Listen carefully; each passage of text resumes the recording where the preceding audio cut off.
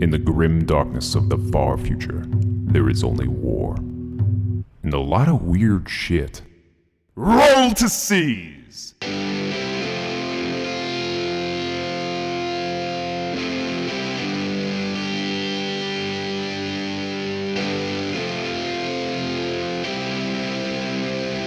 Welcome to Roll to Seize. This is episode 54. I'm your host, Jay Jones, and I'm joined by my co-host and Warhammer enthusiast, Andrew Dickinger. That's not me. What? That's lies. I'm Jay Jones. Whoa! You're Jay Jones? Oh my God, I'm Andrew. You're not Andrew, though. It's even crazier. No, wait, who You're am Mike I? Christensen. I'm Mike Christensen. I've always known I was Mike. Wow. You missed that doppelganger memo. Yeah, I guess I did. Well, I've got a new lease on life. What can I do? What are the powers of Mike Christensen? Can I fly? No. You're just like another version of human. Oh. He doesn't have special powers? Humans don't commonly have special powers. Oh, you know what? I'm looking in this mirror here. I am still Jay Jones. You got my hopes up. That mirror lies. What? See, that mirror lies, and that mirror only tells truth. Oh, my God. Wait a second. Now I don't know. Wait, are you sure this is the one that lies? No. We're getting down a rabbit hole here. Let's talk about the big news, which was... What was it? The release of Chapter Approved and Vigilus. Chapter Approved and Vigilus.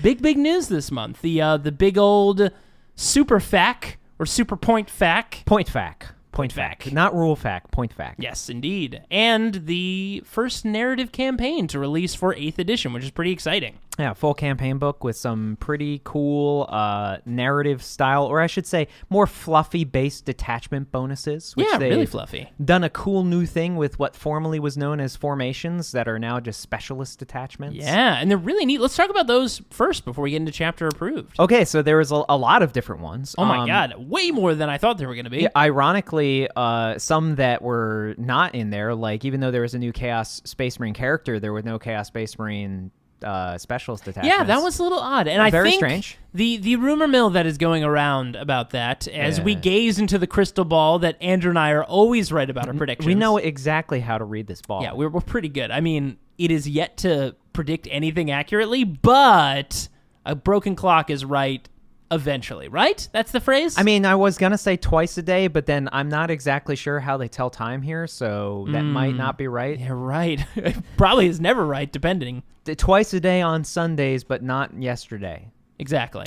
That's how time Makes works here. Sense. But since our predictions are sometimes potentially accurate, there's a very real chance we're going to get a Black Legion book probably in the next couple months. Well, I've on down the grapevine, as they say, another saying that they say. We get these phrases and sayings just spot on. I've heard whisper that it's not just the Black Legion is actually a dipped toe in the pool. Just a toe. Well, what happens when that whole foot gets in there? We could see an entirely brand new Chaos Space Marine book. Hot diggity dog.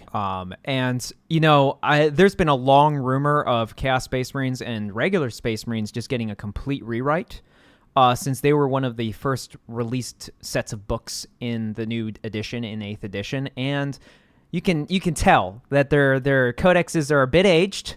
They're getting a little, rust on the edges of that power armor. A lot less of the crazy that you see these days. I mean, when it first came out, to be fair, the Chaos Space Marine book, everybody was like, oh my God, this is the double shooting obliterators, and can you even believe it? Tied to traitors, demon princes. Infiltrating armies and all this stuff. It's madness up in here, but now, they've toned it down quite a bit. Yeah, and I mean, in a lot of ways, them and Space Marines were sort of like the vanilla first in, where they kind of gave everybody like an idea of what was to come. Yeah. But not really, because it kind of jumped off the deep end real fast as soon as Dracario released, and I feel like... I would say even before that, I would say like when we first got... Imperial Guard kind of first showed us getting... warlord traits, not even warlord traits, but chapter tactics on tanks and things that weren't just infantry. Yeah, sure. So, like, you had a degree of, like, it being smattered around with those armies, but I'm saying of, like, the real crazy relics and strategies. Really, creme de la creme came out with Drakari. And, I mean, Drakari, Imperial Knights, and a lot of other armies that really got, like, a singular boost. And I agree. I think power armor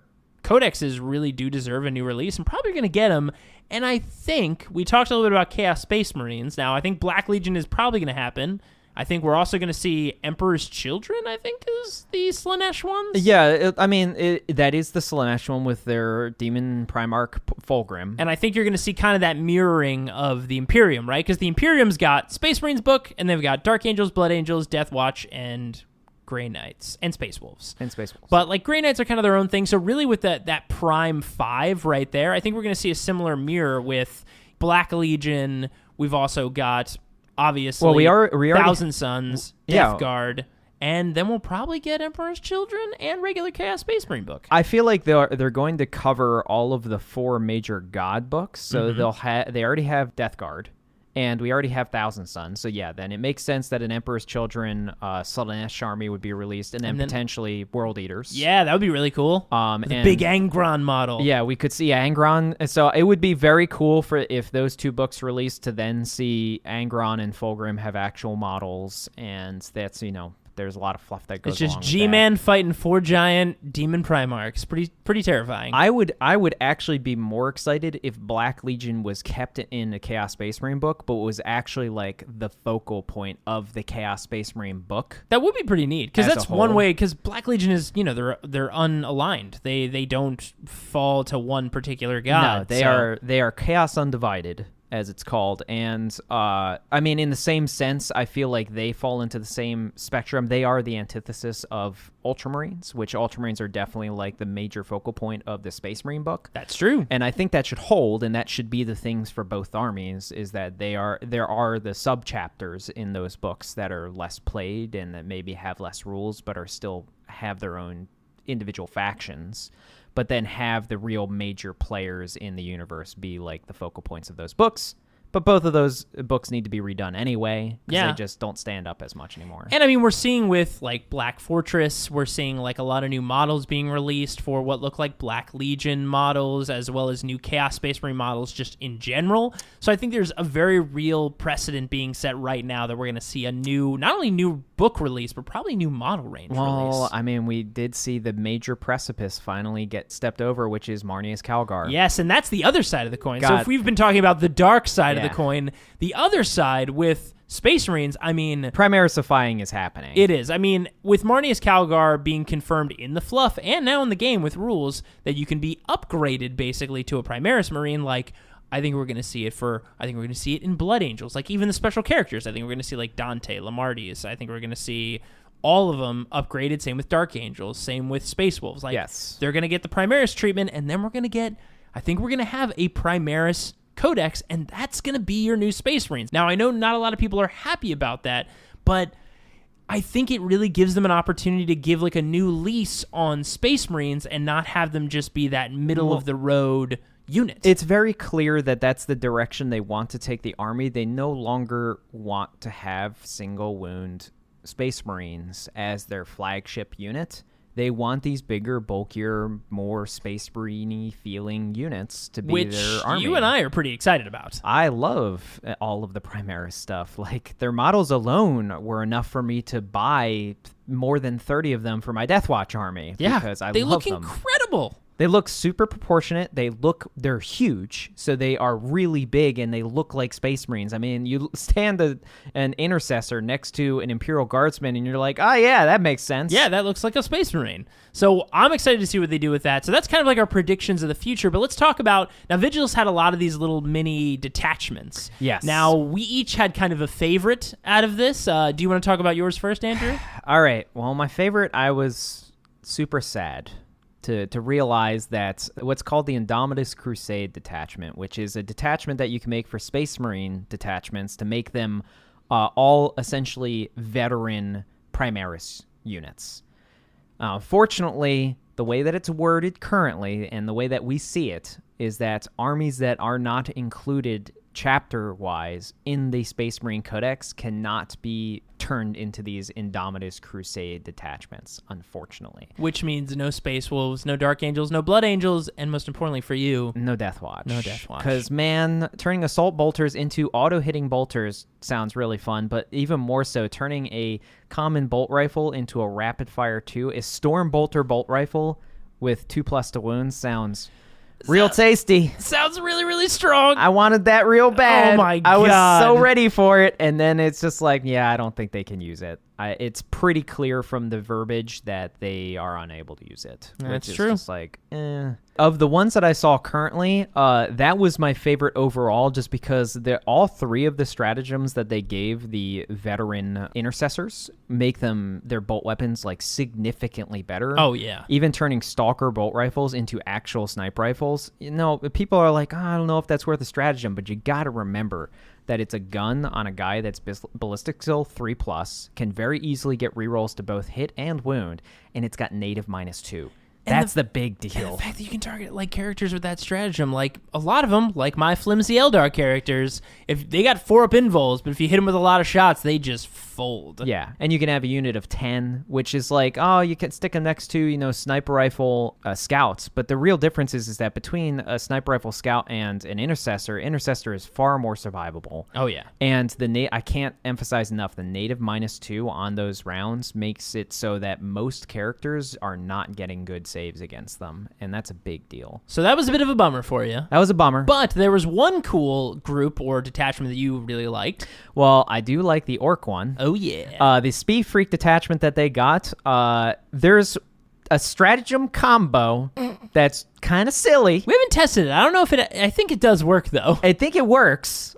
So they got the two major stratagems that we're talking about is one that allows a transport to move twice, and then another one that allows an orc infantry unit to kind of just like hold on to the sides of the transport while it drives really fast, and then just immediately dump off. Which, if you don't understand the full capacity of that, it doesn't give a limit to the size of the infantry unit, which means it can be a 40-man boy unit, because you can have 30 and then mob up with another 10, and they can all just jump on the side of this thing. And then double move the wagon. wagon. And then it can double move, and then they dump out, which means you could potentially, with the jump and that, have 70 boys in your opponent's face turn 1. It sounds really mean. Now, we're pretty sure you could do this. It sounds like it works. Pretty close. Pretty sure that you can. But that's a hilarious concept. Even just the fluffy nature of just a whole bunch of just orcs just hanging off the side of this thing as it hurtles down the battlefield. Just like, let's go, boys! Just slamming the side of it.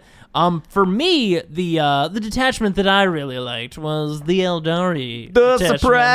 Surprise, everybody. Now, there were two of them. There was the Ghost, the Wraith Host one. Now, that one was really cool, and Andrew and I have been talking lately about like some we've been brainstorming. Dumb There's stuff some silly stuff you can do with that. You can do with the combinations of what Eandon already has, with that relic, the Citronome. You can do a lot of stupid stuff. And the fact that now with that new Wraith Host, your Spirit Seer can actually give cover to a Wraith Knight and make it a 2+ save, and it can also give it a 4-up invul by just giving away its rune armor. So there's a lot of cool stuff that actually lets you do now with Eldari, with the Wraith units, let alone the big Wraith units. And the things like 100 attack Wraith Blades. I mean, that's... Yeah, 100 attack Wraith Blades. Which we're not going to go into. It's up to you. You'll have to figure out the math. To figure that out. But it's possible. It's possible. And it's downright stupid. Oh, man. Deep striking, 100 attacks. And with the right stuff, you can get up to 100 and some more attacks. 133 attacks. And then you could use a stratagem and give them 4-up invul. They don't even have a shield. Oh, that's weird. It's pretty interesting. That's kind of strange. So it's pretty fun. But what I actually am really psyched about because of the army that I play is... we forgot about rerollable charges, too. Yeah, they have that as well.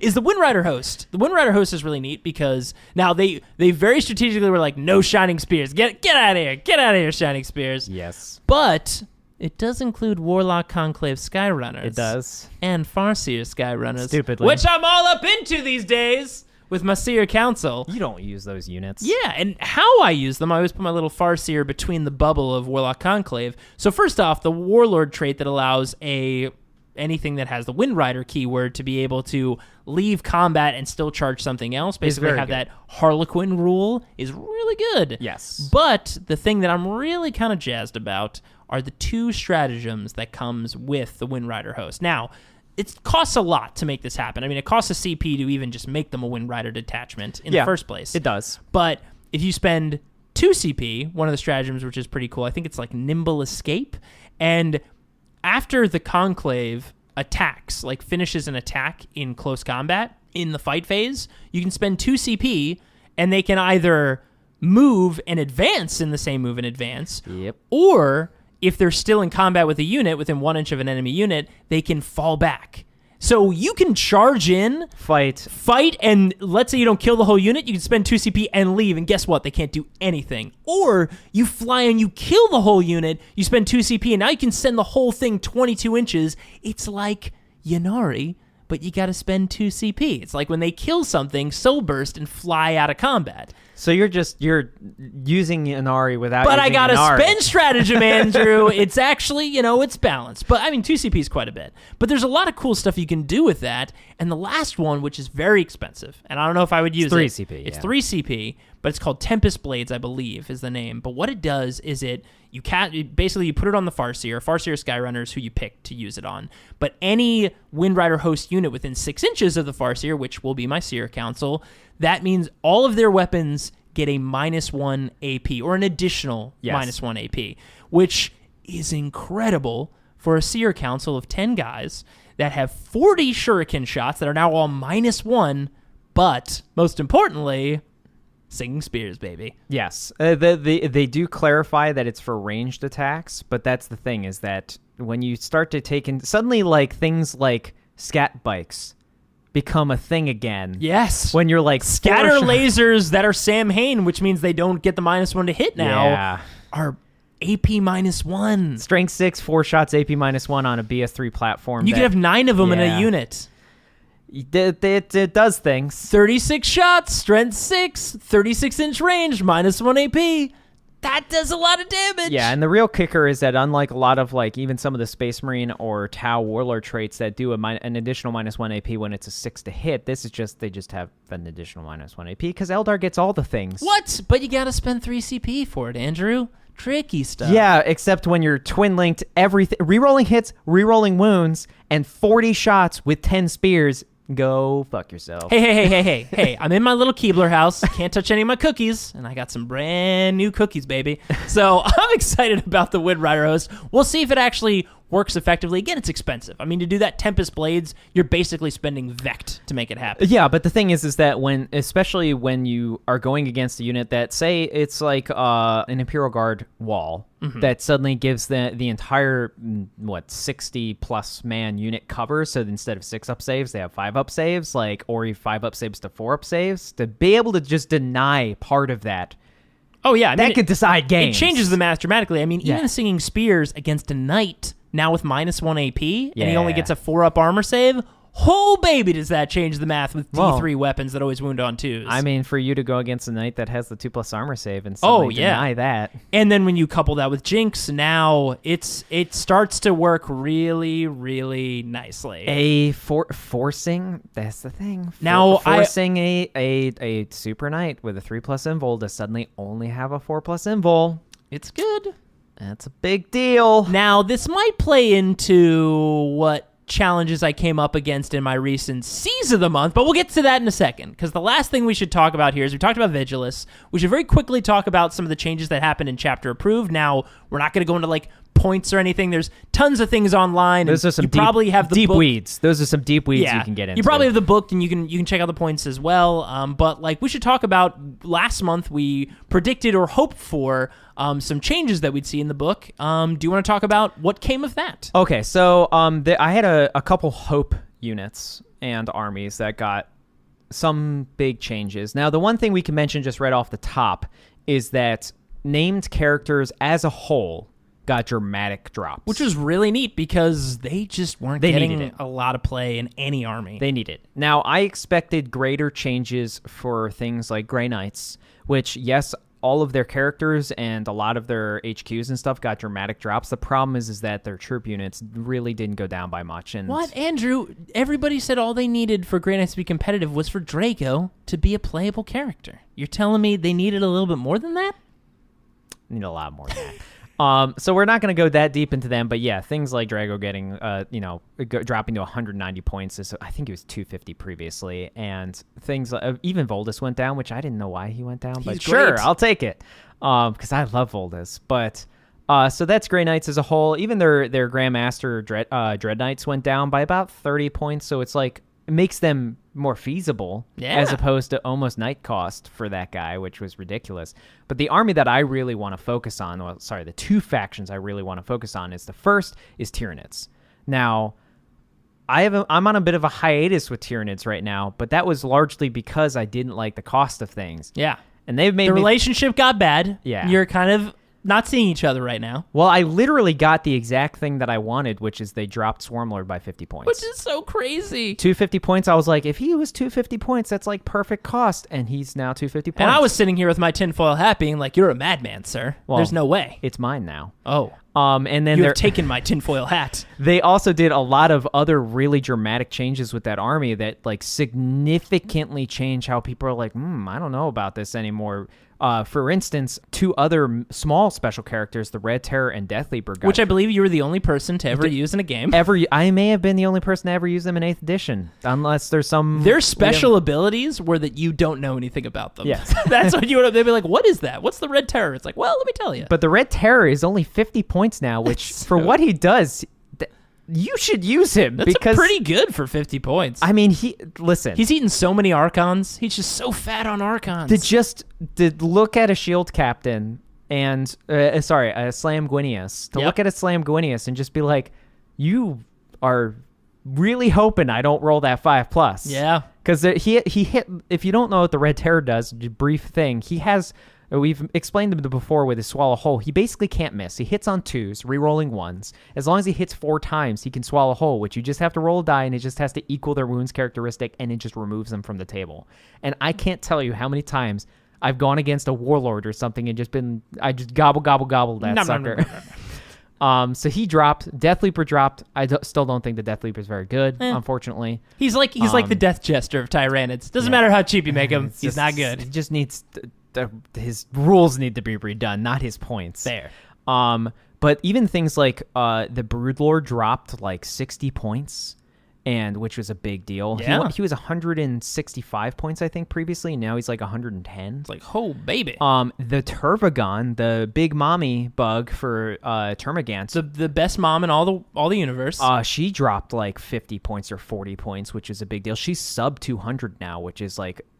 That's maybe a good choice now. Because I think, isn't she like T8 or T7? She is T8 Whew. with I think 14 wounds Tough and lady. a 3+ save, and she has the potential to have a -2 because she's a character. So you can give her the Kraken Relic -1 and put her in range of a Malanthrope, and suddenly be -2 to hit. That's pretty fun. So always no lightning fast reactions, just always -2 to hit. Oh, I see how it is. We got to right. spend the CP over here. Yeah, 'cause you Eldar do have whatever everything. you want. That's right. I mean, we got a lot of cookies. To be fair.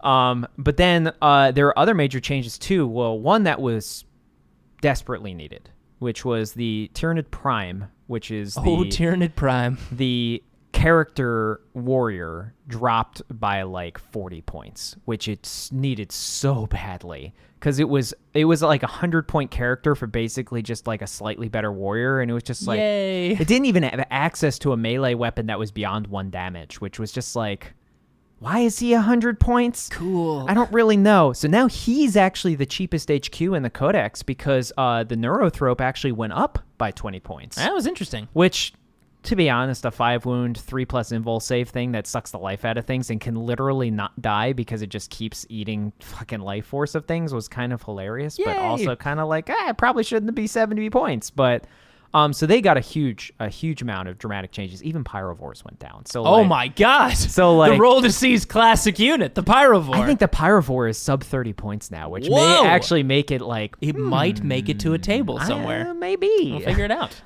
So that was a lot about them. So Nid's got great point changes. Across the board, a lot of their underused stuff got really good changes.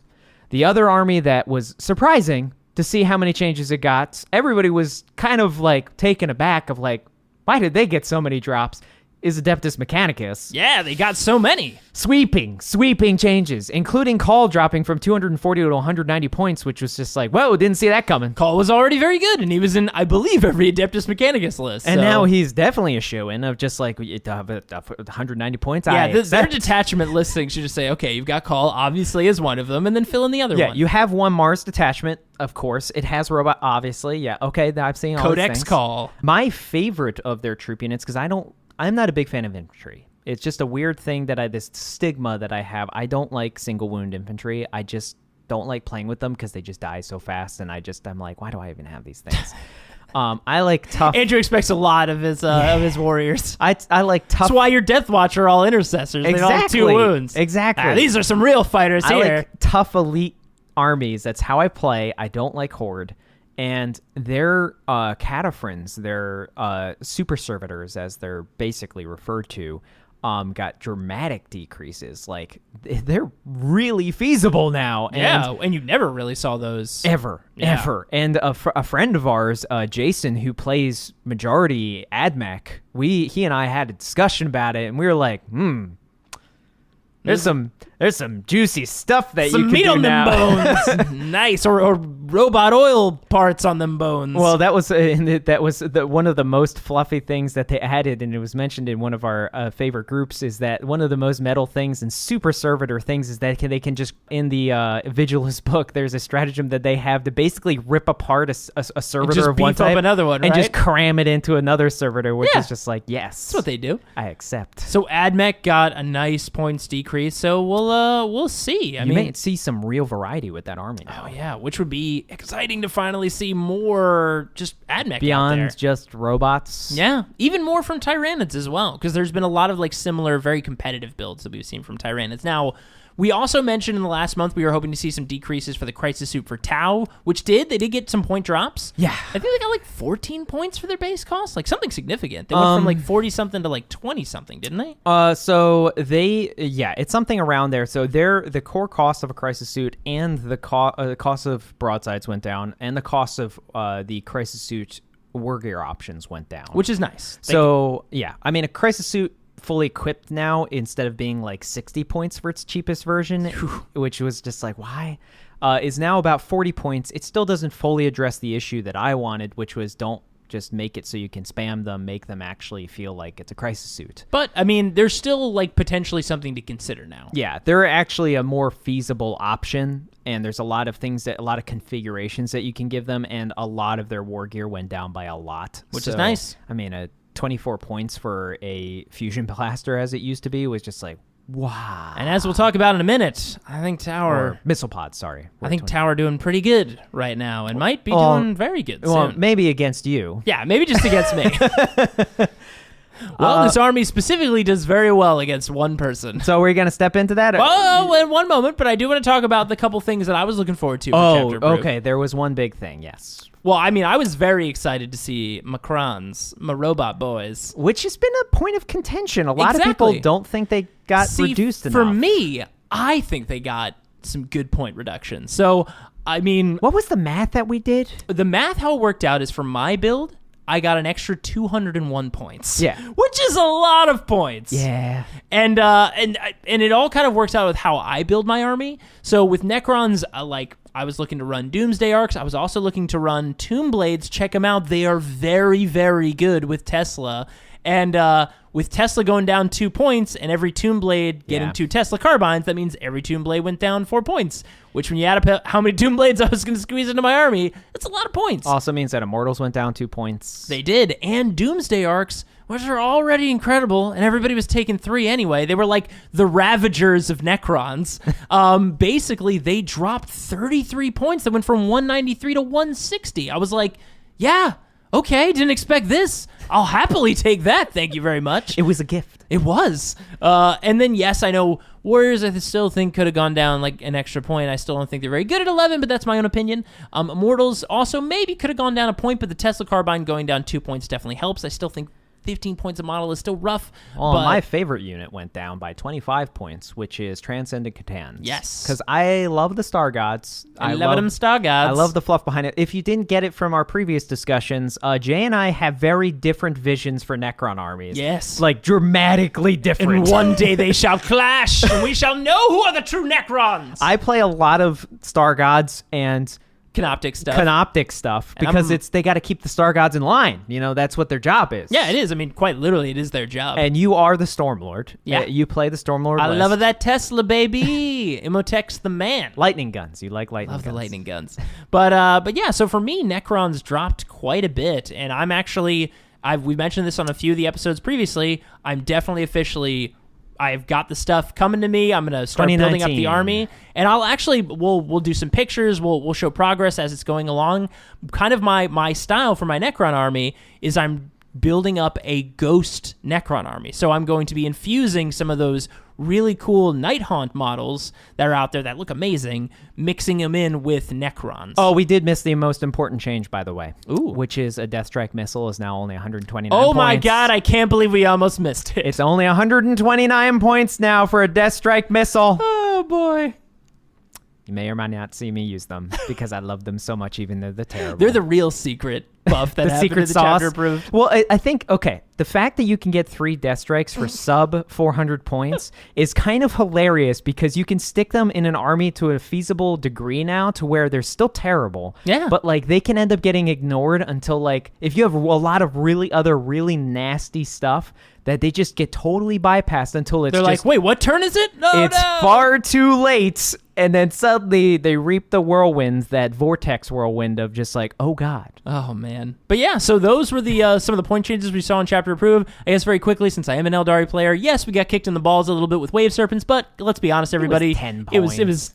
Well, it's 13 points, but we also lost points on the Shuriken Catapult, so it kind of evens out if you just run twin Shuriken Catapults. Look, I think it all net out for the positive, because we definitely deserve the point hike on the Wave Serpent. It is such an annoying vehicle to get. It's so natural. Native just -1 damage is just like, why? But then some surprise decreases for me, for the Avenger Shuriken Catapults, for the twin Shuriken Catapults, for all my Seer Councils. That was very nice. Thank you very much for that.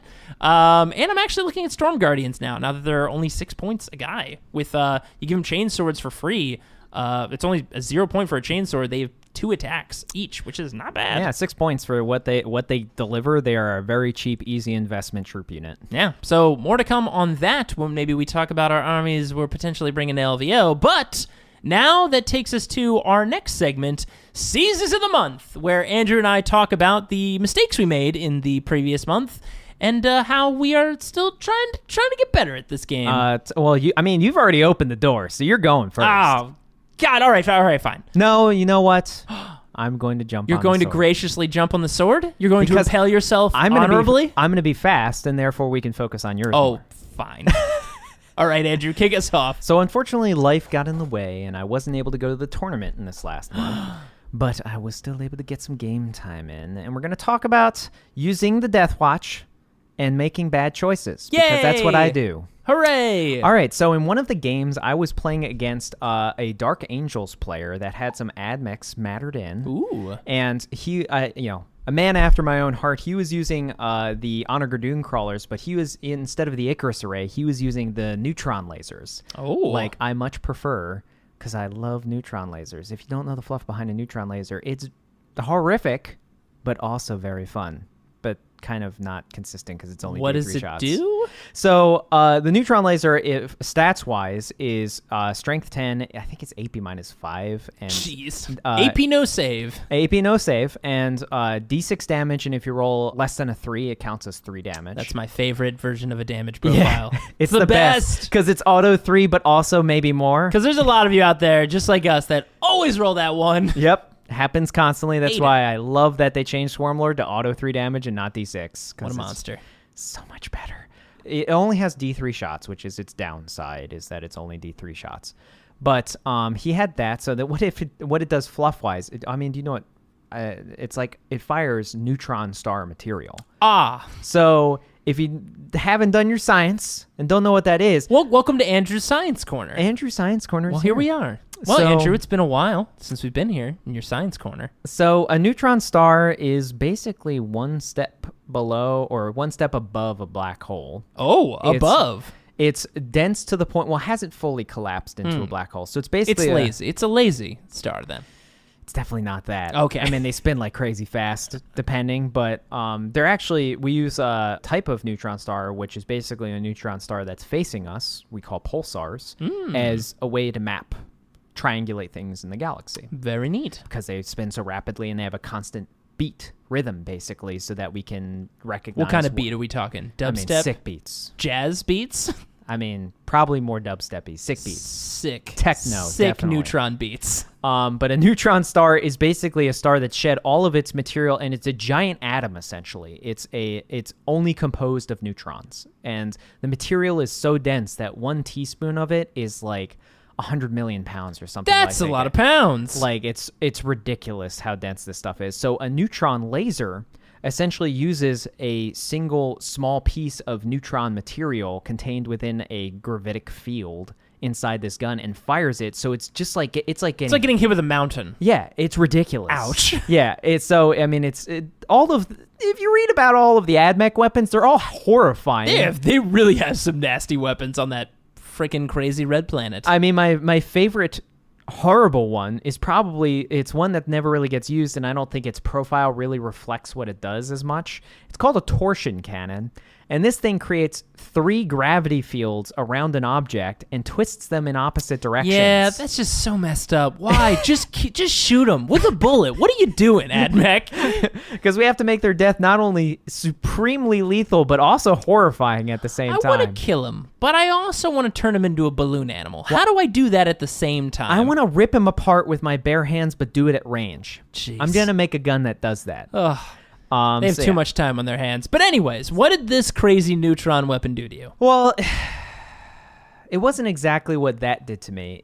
So he also had, our favorite friend, Kalasaria's Ball. Kalasaria's Ball, the ballest of the balls. Also known as Belisaria's Call. Ah, right. But not to his friends. Not to his friends, no. So I made the mistake of, I was playing with my knight in my Death Watch, and I was using Zombie Knight, which we've gone over many a time, but it's great. The House Tyrannus has a stratagem that if a knight dies, then you can, for 3 CP, make it come back to life at the end of the phase, which is just it's the best stratagem simply for the look on your opponent's face when it happens. When they just have that crippling moment of, I just spent so much time trying to kill that. And the worst part being that it comes back at the end of the phase, so they can't even shoot at it again or assault it again unless they have a fight twice stratagem that happens at the end of the phase and it's their turn and they determine which happens first. Yep.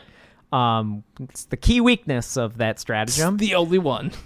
But yeah, so I brought it back to life. It had just happened, and he was right in the middle of all the Honor Gardoon crawlers and right next to Call. And it was perfect. He could just come in and just, even if he didn't Super Fist Call, because I had the Paragon Gauntlet, I could have just Death Gripped him. Oh, yeah. I still had a CP left. I was like, awesome, this is perfect. So I had... I don't know why I did this. I had the strategy put in place. I had an Intercessor unit in range of both of his Dune Crawlers, because I had already killed one, so 2 Dune Crawlers and Call. To tie them up, I assume? So that no Overwatches, because my knight came back to life with only 2 wounds. And because it's only D3 wounds that it comes back to life and with. It turns out, I'm assuming, if you get hit with a mountain gun, it can do more than 2 damage. Well, it wasn't actually the mountain gun that did it. I just wanted to point out that he was using one of my favorite guns on a platform. Fair enough. It wasn't the mountain gun that did it. It was the gun that Call has, called the Solar Atomizer. Balls to the balls took down your big robot? Yeah, so I charged correctly with my Intercessor unit first. They made it into combat. They rolled like a 9, which was plenty enough to reach all of them. But instead of actually charging into Call like I should have, because I was afraid, I don't know.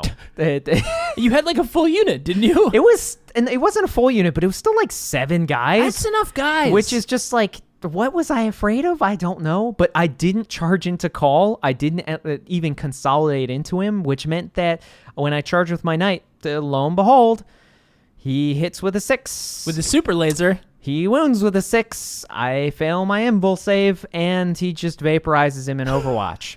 After I had just spent 3 CP to bring him back to life. So basically, and he didn't explode. So he didn't explode, I spent 3 CP to bring him back, and then he didn't explode again, which was basically the biggest insult to injury. There is a real badass, scene there where, Belisarius Call, the ballest of the balls, sees this giant Questoris Mechanicus knight stand back up, and he goes you're not supposed to be alive, and just zaps him, and he just falls back down again. We did I had an immensely fun time with this opponent, and there's a lot of kind of crazy thematic moments like that where stuff like that happened in this game, and it was at a moment where we both looked at each other and were like, you know what, He is the master of the machine. He is. He has a rule called Master of Machines. And if Call wants to drop a knight, he drops that knight. He just dropped the nope card, the big nope bomb, and was just like, nah.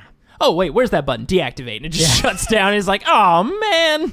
Yeah. He's like, oh, I remember that knight. I made that knight 5,000 years ago. Well, it's done now. So I did in the end win that game, but that was just such a bonehead move that we just looked at each other and we were just like, that was... Why did I take the chance?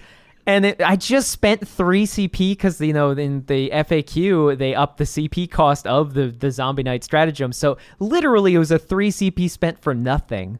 So yeah, it was mistakes were made. Nicely done. It was a good job. It was a good job by me. I felt real good about it afterwards, but at least we had a good laugh about it because it couldn't have happened to a better character. Oh, yeah. Anyways, Jay, that I was as brief as possible. Now it's your turn. Let's dwell. Oh, I don't want to dwell on it. All right, fine. So my season of the month is I got to play a good friend of ours. His name is Jeff Poole. He actually made it into the top 8 at LVO last year. So congrats, Jeff, again. If you're listening to this, he's great. He does an incredible job. He plays Eldar typically. I actually think recently he took Demons or 1,000 Suns, like a mix sort of. He was to playing a Chaos Smattering. A Smattering. And I didn't know this until we played this month. We got a game because I also wasn't able to make it to that tournament, but Jeff and I were able to play one evening. And he brought Tau. Whoa! And left field curveball. And I was like, "Whoa there, Tau. Okay, well, I know baseball terms. Yeah, that was a good one. I didn't want to stop because it was so good, but so we go to play. And he's got like the Tau list that you're probably going to see with like the 3 Riptides and a ton of Fire Warriors, right?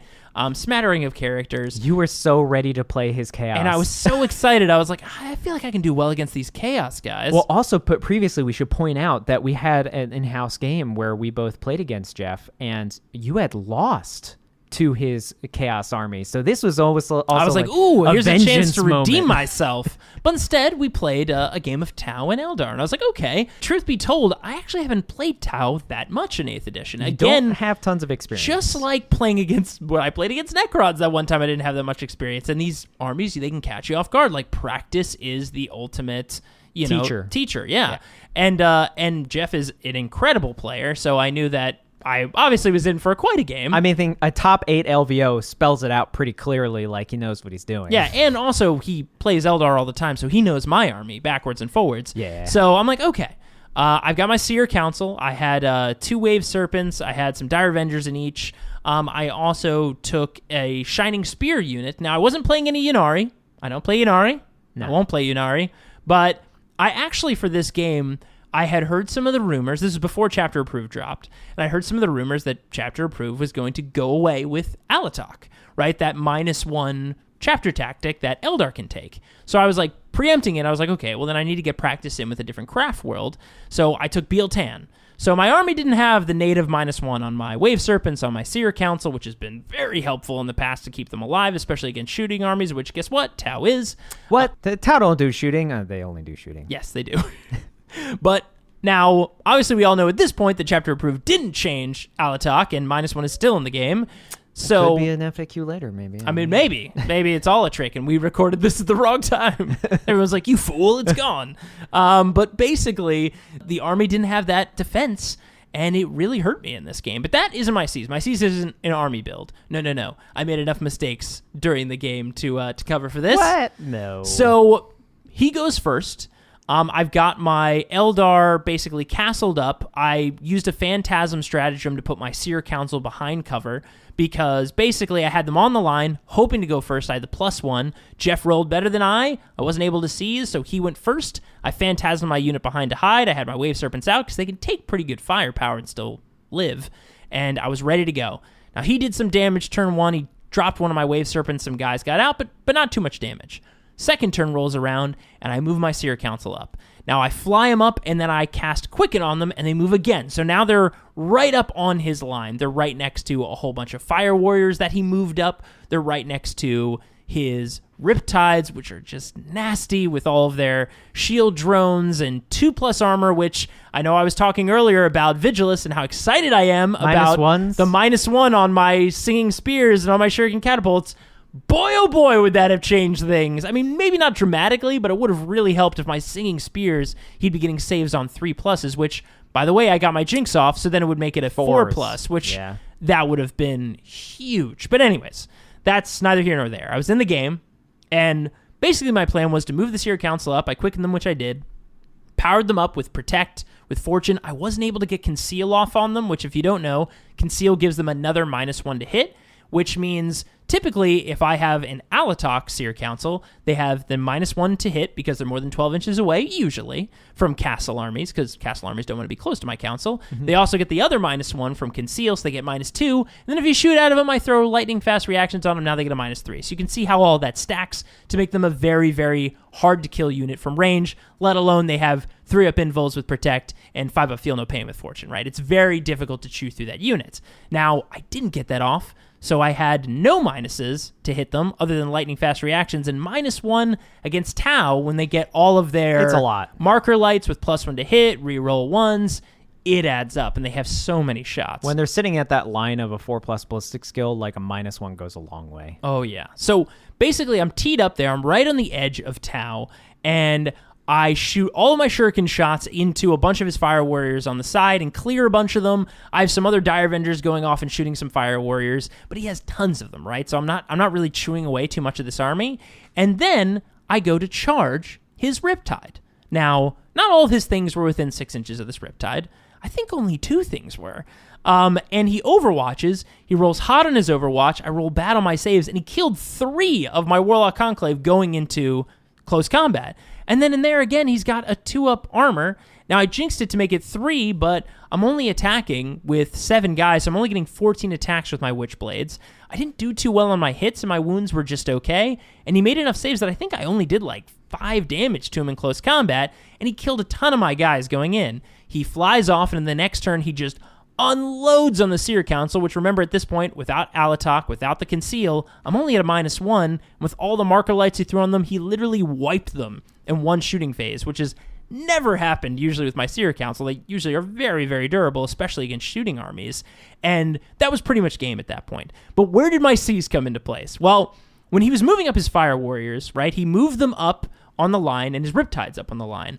What he noticed after he did the move was that he fanned out his Fire Warriors in such a way that the units were close to each other that I could charge one unit, kill it, consolidate into another Fire Warrior unit, and tri-point one of his guys. Now, we referred to tri-point on here a few times, but if you don't know, tri-point is when you put 3 guys in basically a pincer on all 3 points of a model's base. So with the round base, you can't actually escape from combat. Yep, yes. and without fly. Without fly, and Fire Warriors don't have fly. So all I would have needed to do was probably shoot all my Shuriken catapults at his Riptide, and instead wear it down that way, which I can do that with Knights. I should have just done it with these guys.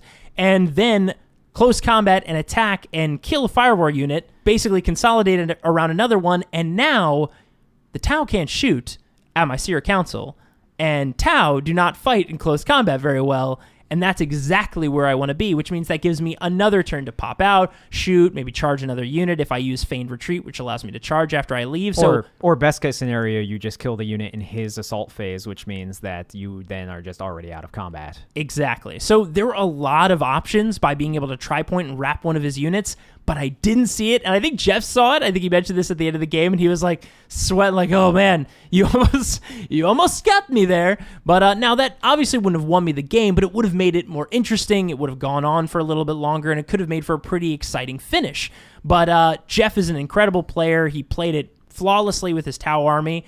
And I learned a lot from that game about how to potentially deal with Riptides and a ton of Fire Warriors. Yeah, well, I mean, Tau is an army it's unforgiving if you play against it. If you're not ready for it and you reap the full whirlwind of what they can do in combat when they're firing that many Strength 5 shots off, like, it can just get out of hand very fast. It can be brutal. Also, if you're Tau Sept, charging them in a lot of circumstances, if they have good deployment where they can get a lot of grouping overwatch with for the greater good, Tau sapped Overwatches on a 5+, which if you have your -1s and everything, they're actually hitting better. Yeah, in they're hitting Overwatch. better in Overwatch. Like, God, don't charge Tau. Just Like- shoot him. Just shoot him from a distance. Tau, and Jay and I had a long discussion with this afterwards because I'm a Tau player, a long-time Tau player. And the weird thing that a lot of people react to with Tau is that they don't realize that Tau is actually an army that you have to death by 1,000 cuts. Even though they're not good in combat, their combat defenses are so strong. And 2+ armor on Riptides Yeah, is it's just hard. so good. With that many wounds, it's just really hard to get through. They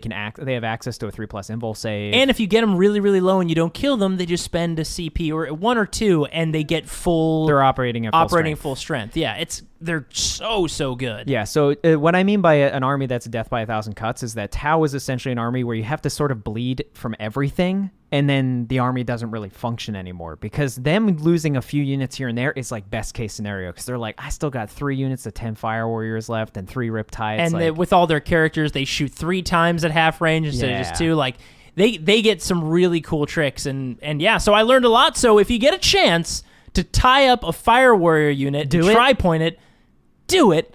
And don't do what I did and try to charge a bunch of Riptides and get Overwatched to death. So those were our seizes. That'll take us into our next segment, the Brown Library.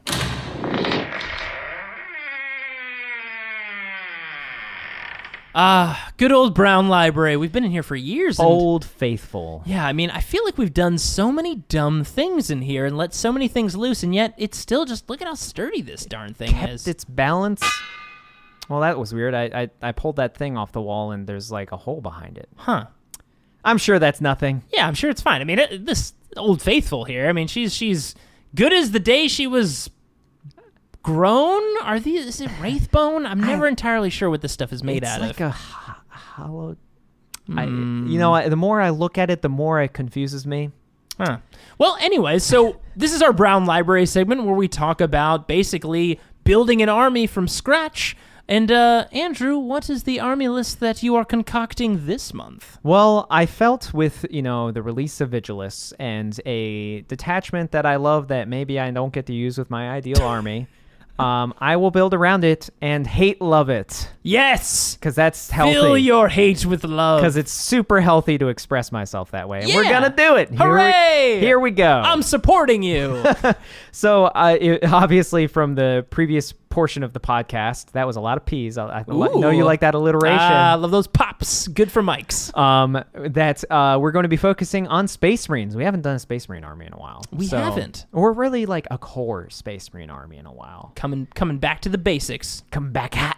Oh, yeah. Now, is it the boys in blue? We're talking about Ultramarines? This is Ultramarines, baby. Ooh, This boys is in blue. Full boys in blue. And we do actually, a quick spoiler, there is possibly a G-Man in this list. G-Man. But we're doing something that's quite unusual. Actually, I don't think I've ever seen done with G-Man, which is actually a close-range G-Man army. An army that's focused on G-Man actually going up the board and not just getting in them lines. Not sitting at a castle and just giving everybody the juice, but instead the juice at the front he line. does make some pretty mean juice. He does. I It's good believe juice. the ancient texts say that it used to be, I'm reading it here, a Capri Sun? A Capri Sun. No, I think it, didn't he expand it further into a place called Jamba? Jamba. I think it's Jamba. Jamba? Capri, the maker of Capri Sun and Jamba juice. Yes. Yeah, pretty amazing.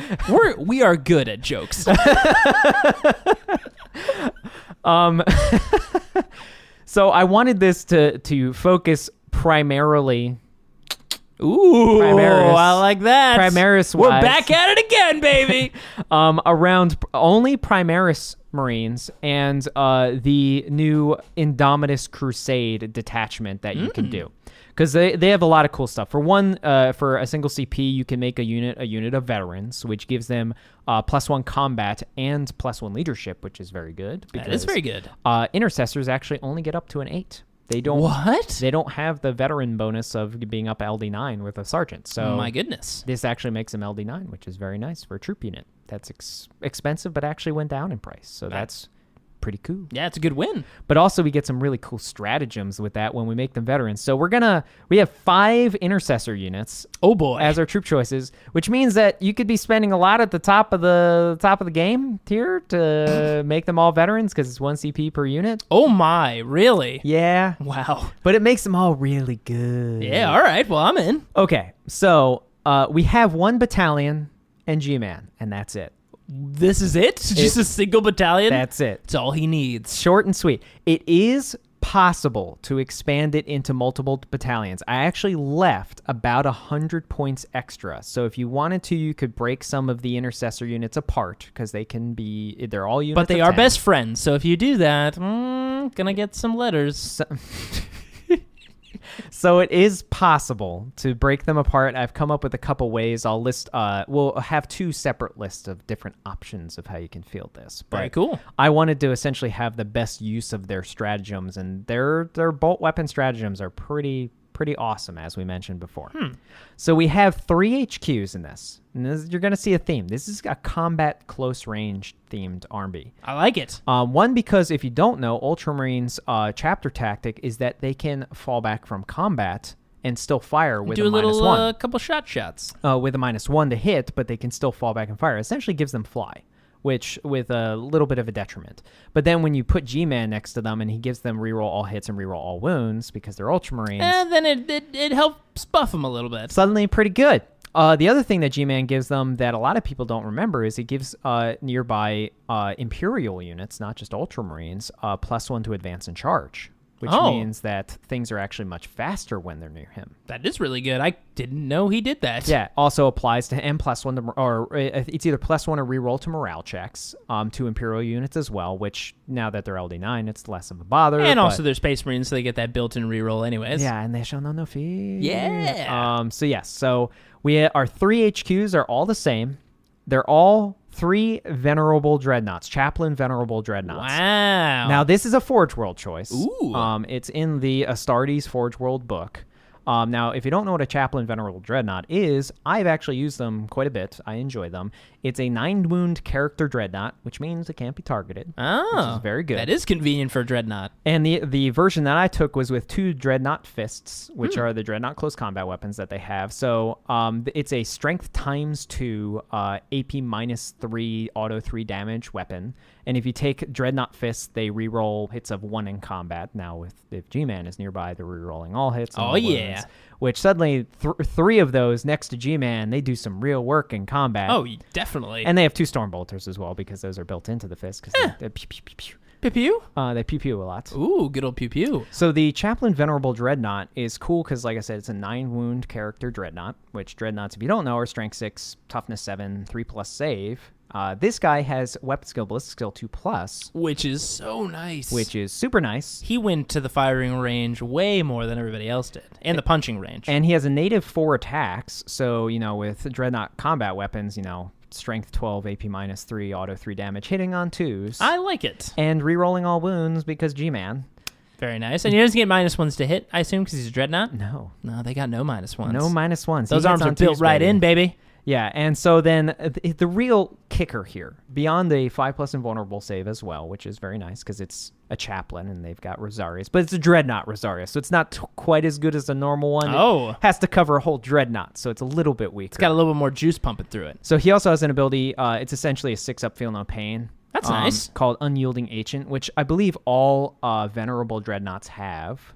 I think you might be right. So he has that as well, but here's the kicker. He has an ability called Icon of Hate. Very extreme.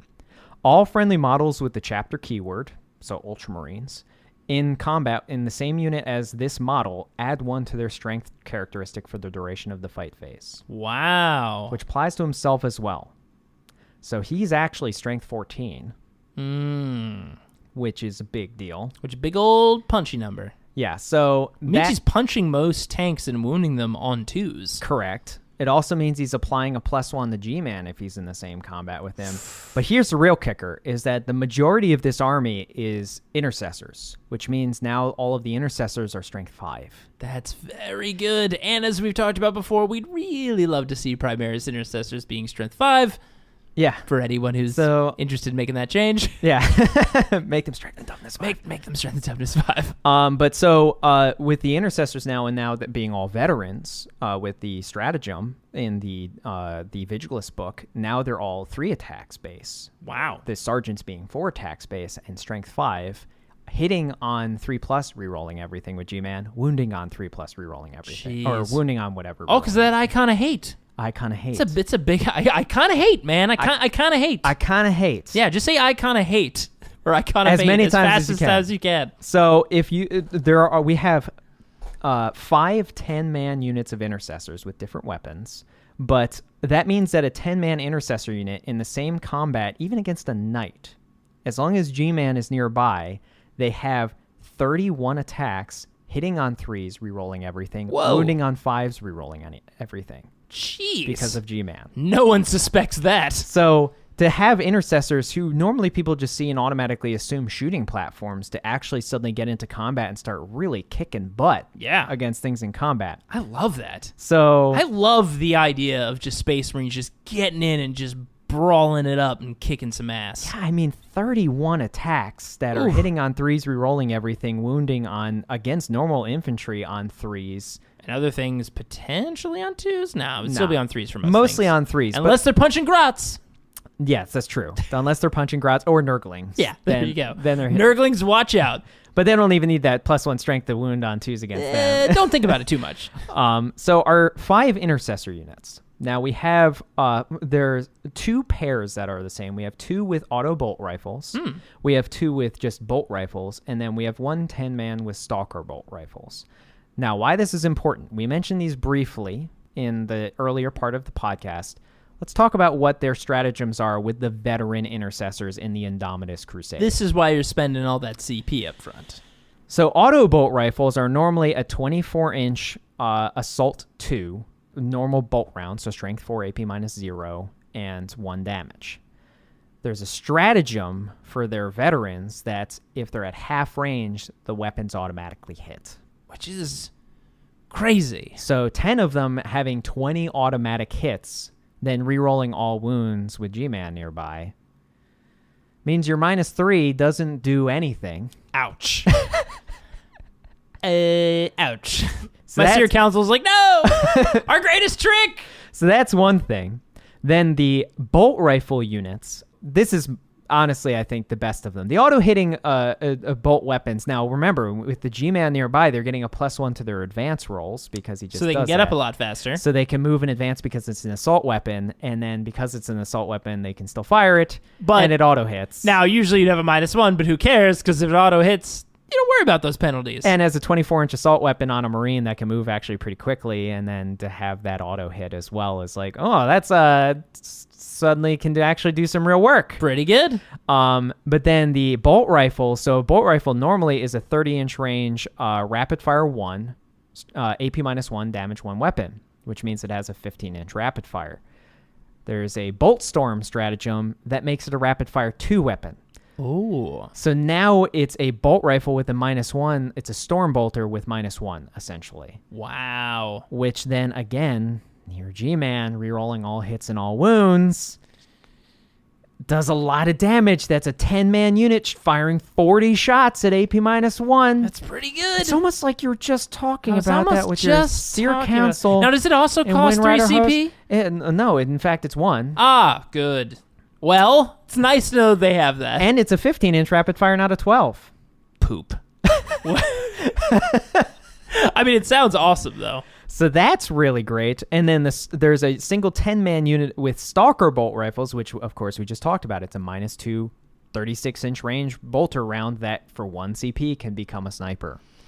And if it's a turn 1 thing and you're still in range of G-Man, and even if you just move and fire, because it's a heavy weapon, you'll get a -1, sure. But when you're re-rolling all everything... hits and wounds... And you're a Space Marine, because Space Marines are native Ballistic Skill 3+, that means that they're still hitting pretty well against most things, even when they move, and sniping characters on the move. But here's the real kicker, is that that's like the secret sauce of like people thinking this is a shooty-based army. Now, granted, they're Ultramarines, which means that they have these deadly weapons, and they can fall back from combat. And still use them. But you actually want to be charging with them, because when they're all veterans, and there's 50 of these guys that are 2 wounds each with 3 attacks, the sergeants with 4, and you put a Chaplain Dreadnought in combat with them, and they're suddenly all strength 5. It's like, whoa, man! That's a lot more the attacks than I expected. And then for the the heavy stuff, now granted, as we talked about, even with your Tesla army, strength 5 is the golden ratio, essentially. Is to be at strength 5 means you wound everything the best you possibly can, which means even against vehicles, that much strength 5 combat can actually get through most vehicles. Yeah, it can start to weigh them down. Forced to take 3+ saves and stuff like that. But then there's also G-Man and 3 Venerable Dreadnoughts behind that. Yep. That you can't shoot because they're all 9 wound characters. Yeah, you can't see those giant robots and that giant man hiding behind all of them. Nope. There's just 50 Marines in front of them, all 2 wounds You know what each. it is? They're running up, the Marines are running up, instead of holding like giant flags, they're all holding cardboard cutouts of G-Man. So you don't know which one's which. That's true. Yeah, they've got oh my God, there's like 15 G-Mans out there. Even though his sword is huge and on fire, yeah, it's not look, that one. It's not a perfect plan, but I mean, it works most of the time. But yeah, so it's this is a battering ram list where people won't expect it because there's G-Man and because there's Dreadnoughts and because there's Intercessors for it to be a castle, and suddenly it's running at you. This is the real battle company. Yeah. They come up and they ready for battle. I mean, they're ready to punch you all over the place. Let's be clear here. I play 30 Intercessors, well, I play 27 Intercessors and 3 Inceptors in my Death Watch So you can fall back and shoot like Ultramarines. Without penalty, though. 'Cause Yeah. we're cooler. they went to that extra class. I just did finger guns to Oh, Jay. if you back up and shoot through the scope, you shoot normal. But I've played with that many, with 30 of these guys, and 30 of these guys is hard to drop. That's hard to chew through, even going against something like Drukhari, which will have a lot of like AP-3 and auto 2 damage weapons. This is still a lot to chew through, a lot of guys to chew through. And then to think that there's the 3 Dreadnoughts and G-Man behind it, it's enough bodies where if they get first turn, and remember, this is only 9 units. But then, I felt, why don't we add a little extra to this? So I had the extra. I was like, that 9 units just isn't cutting it for me. Why don't we just make it even more difficult to dispatch them, or I guess more painful to dispatch them? So we decided to chuck in, because we had to have more Primaris. I know what you're going to throw in there. A Primaris Ancient. Yep. With the He's running with the ultimate cardboard cutout of G-Man. It is. It is literally a guy running around with a flag. Cardboard cutout. A cardboard cutout flag. And that just has another... Somebody please make that. Bigger picture of G-Man on it. And we gave him, of course, the relic standard of the Emperor Ascendant. So if you don't know what a Primaris Ancient, or what their Ancients do, is that when a Marine dies within range of them, it's 6 inches... And they see the face of their father upon that cardboard cutout. They get the strength for one more thing. Yes! So that essentially they are allowed to shoot one more time with one of their weapons, or they're allowed to do one more attack in close combat when they die on a 4+. Now with the relic of the Emperor Ascendant, they do it on a 3+, which means that even when you're killing the Marines, they're still shooting at you. Here's the real kicker. I didn't realize this, but all of the Intercessors also have grenades, and it's not super clear about this, but since they're in your face, because this is an assault army, if they're dying, does when every single one of them die, you are allowed to chuck a grenade? Because I think the grenade rule is you can only throw one in the shooting phase. Per unit. Per unit. So does that... But is it bypassed when they're getting killed in another phase? By model. When they shoot, this is bypassing the normal rules, allowing them... Oh, no, you broke the game! So potentially... FAQ, please! And then, of course, all of the Intercessor units also all have 2 auxiliary grenade launchers, which allows them to chuck a grenade out to 30 inches. Ooh. Which is very nice, because they're free now. So they actually got rid of the 1-point cost of a grenade the auxiliary grenade launcher. That's very nice. They should have. So they can do that as well. So then with the Icon Ascendant, and like I said, there's still 100 points to spare, and you can split this into multiple detachments, which you might want to split a few of them to get a 2nd battalion, just so you can get the 5 CP from that battalion that immediately gets spent into making veterans. Yeah. So like there's some definite variability with this, but honestly, this is the first time I've built a list that was all Primaris and all Intercessors and could actually do serious work. And it's pretty funny to think about, because when most people are preparing to deal with Horde, which this kind of is. So, yeah, 50 Marines. But they're used to dealing with like T3, 5-up armor save, maybe 4-up armor save, but that's typically what they're dealing with. So like strength 4 guns, or even strength 3 guns, are often like golden with how many shots you've got. But when you're shooting at so many T4 with a 3-up armor save and, 2 wounds a pop, like that becomes pretty like disheartening when you're just dumping tons of shots and DAC into them and you're not dropping as many as you hope. And like, you're right, like in a couple turns, especially with that, advancing and still shooting, like they could actually like get into people's lines pretty quickly. Well, and the beauty of this is that with the icon bearer, the ancient there, allowing them to essentially shoot or assault out of sequence. Remember, is it by model that's within range, or is it by unit? It's units within range, but when the models die. Oh, okay. So for a unit that's within range, when one of their models is slain on a die roll, this happens. Gotcha. So you can kind of spider web it out where all the units, or at least one of the guys, are is within all 6 inches touching of the one ancient. guy. Yes. And he's holding that giant cardboard So cutout. basically, you have him standing behind G-Man, and they're just like the spearhead, and then there's 3 dreadnoughts around them, and then all the intercessors are like fanning out from them in a spider web pattern, basically blasting across the board. But here's the thing I didn't realize, is if ever your intercessor units really get threatened, where you're like, he's probably going to dump a lot of shots at this unit just to kill them. Well, because you have the icon guy nearby, even though you're out of sequence, you can use the Indominus Crusade stratagem to make their gun super, and you'll still get to fire with them when they die and apply their effect, and essentially give them an additional shooting phase. That's pretty good. Which I was like, that is not bad. I will accept. I will take it. Thank you, sir. That is pretty crazy. I love the idea of this list of just intercessors running up the field, punching people, shooting them with crazy guns. Yeah. These are the veteran Primarises. This is literally the veteran Primaris army. I think it's awesome. Now, what is the name of this list? Because I have a recommendation for you. Oh, well, I will hear it. The Cardboard of Combat! Cut out of combat? Cardboard cut out of Ultramar? I don't think the Intercessor Invasion? The punch you didn't expect? I'm good at naming things. I got this. We're going to call it, I'm going to take The Boys Are Back in Town? That's not bad. But I'm going to take one of your suggestions and combine it. We're going to call it the Cardboard Crusade. Ooh, I like it.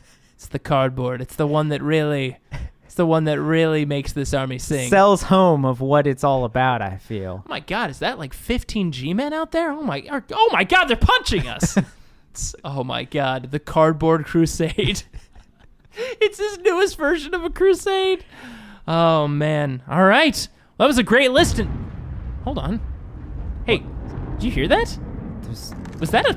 Oh my God, is it shaking in here? Do you hear that sound? There's a weird rumbling. It's happening on all sides. Oh my Either God. sides.